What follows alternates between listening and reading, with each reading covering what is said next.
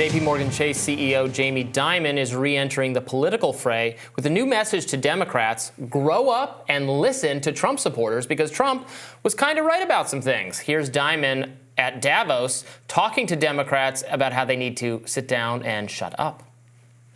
People are growing. They're hungry to grow. They're innovating. It's everywhere. It's not just Silicon Valley. So we've got this great hand. But when people say MAGA, they're actually looking at people voting for Trump, and they think they're voting, and they're basically scapegoating them, that you are like him. But I don't think they're voting for Trump because of his family values. Now, if you look, just take a step back, be honest. He was kind of right about NATO, kind of right about immigration. Mm-hmm. He grew the economy quite well. China virus. Tax reform worked. Yeah. He was right about some of China. I don't like what he did. No, I said China virus. Yeah, I understand. He may have been right. And I don't like how he said things about Mexico. I don't like, but he wasn't wrong about some of these critical issues. And that's why they're voting for him.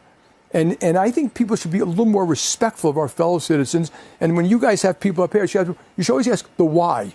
Not like it's a binary thing. You're supporting Trump, you're not supporting Trump. Why are you supporting Trump? It's hard to hate 75 million of your fellow Americans. And I agree. It's done quite and, the Democrats have done a pretty good job with the deplorables, hugging onto their Bibles and their beer and their guns. I mean, really?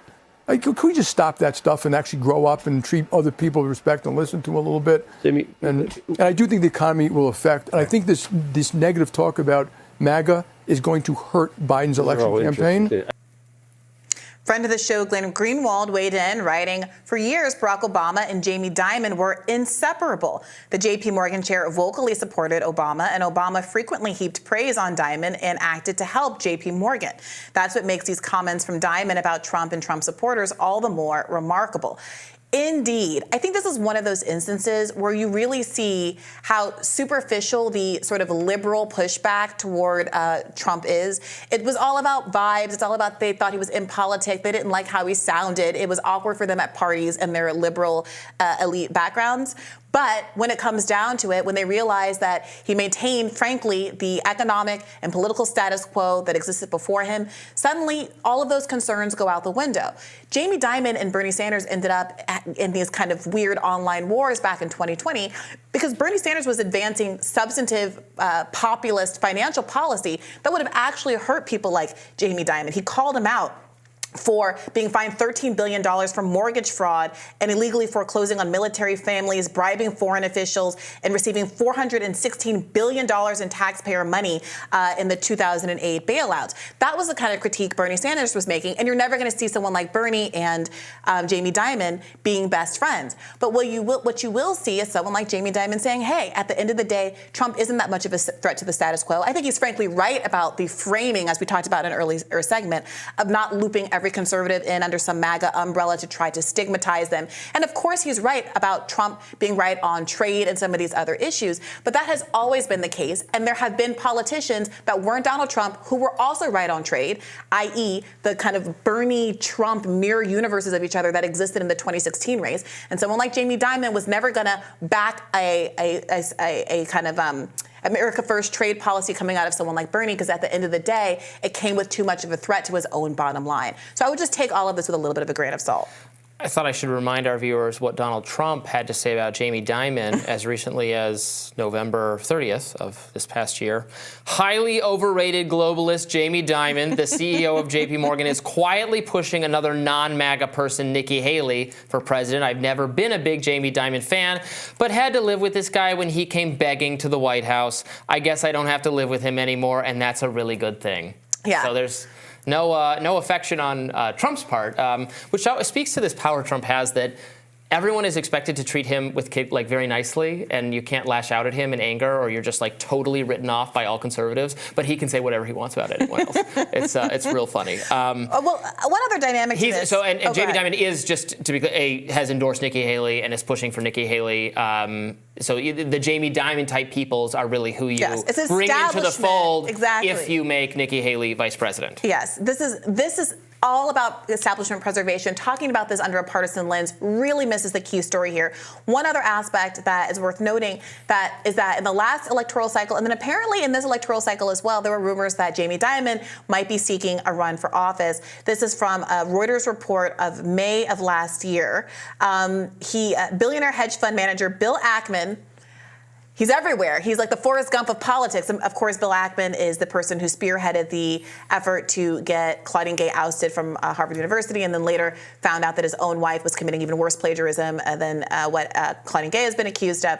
He said Jamie Dimon should run for president back in last year.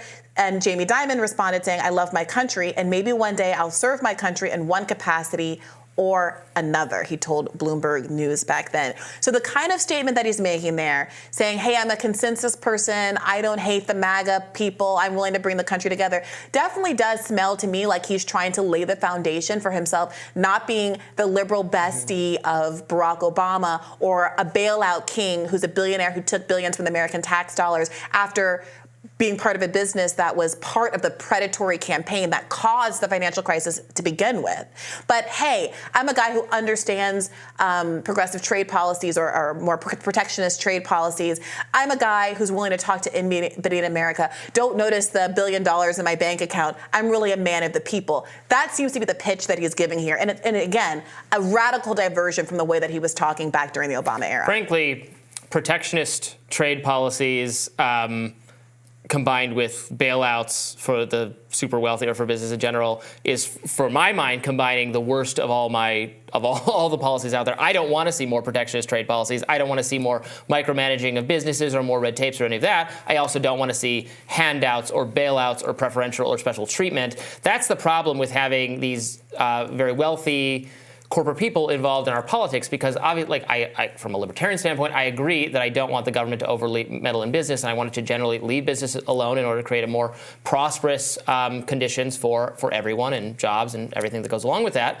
And for that reason, I think many, though not all, Republicans would be better choices than many, not all, of Democrats. But I don't want to empower people who then are better connected and are able to just pilfer, as all of these CEOs were able to during the era of bailouts being only opposed by a sliver of the political class on both the right and the left. That's where your far left people and my far right people come together to oppose that duopoly. So it's a problem. Yeah. One other interesting aspect of Jamie Dimon coming into this political spotlight right now is, of course, the reason he's been in the press most frequently over the last couple of years is because of Epstein stuff. Right. Remember, JPMorgan is where Epstein banked. It's being sued in the Virgin Islands for facilitating Epstein's sex crimes. When asked about this last year, Jamie Dimon told CNBC that the lawsuits against the bank related to his former client, the sex offender Jeffrey Epstein, have impacted its brand equity a little bit. He said, quote, but we banked Jeffrey Epstein, and I'm so sorry that we did. I wish we hadn't. Had we known then what we know today, we obviously would have. And I think part of what's coming out in these Virgin Island disputes is how much people high up in the bank had very close personal relationships with him. We've seen emails now from people at JPMorgan following Jeffrey Epstein's conviction being, doing his time. I mean, it's very... He didn't do his time. He was under house arrest. But following that kind of legal proceeding, eager to reconnect with him and talking back in 2009. Again, this is not Jamie Dimon himself. This is other officials at JP Morgan. I think they're under a lot of scrutiny, deservedly, for their connection to him, which we will continue to follow on this show. More Rising right after this.